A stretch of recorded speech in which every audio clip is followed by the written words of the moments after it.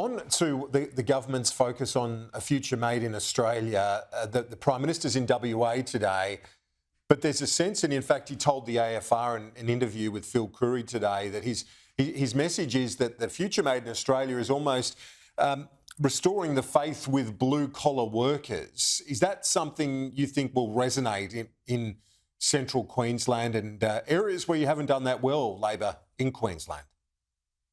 Look, I think the Future Made in Australia is a real centrepiece of what we went to the 2022 election with. We know manufacturing has substantially dropped across this country. We know that there are a number of workers who found themselves out of work, when the former government chased off car manufacturing. A Future Made in Australia is really a pact with this country that we want to see more things made in this country. We want to see local Australian talent and labour put to work. We want to monetize our own ideas right here on shore, and we're putting money towards that. I've lived in regional areas my entire life, and there is nothing more distressing than seeing a big manufacturer or a big business close down and you lose a big chunk of your workforce and the people that live in your town. So we want to make sure that people can grow up, go to school and get a job in the town that they live in if that's what they want to do. Future Made in Australia is about making sure that we do make more things here, but it's about ensuring the viability of so many regional towns across the country as well.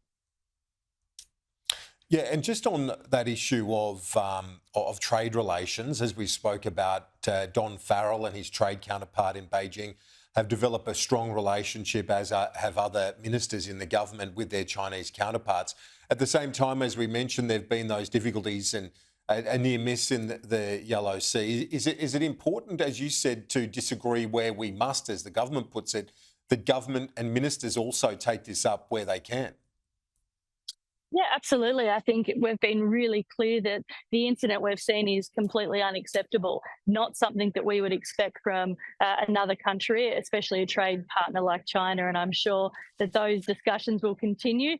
That's already been relayed through diplomatic channels. And as everyone's aware, there'll be a visit in June to the country, and I'm sure that will be on the agenda. Minister for Regional Development, Kristy McBain, joining us from Beef Week in Rocky. Thanks, appreciate it. Thank you.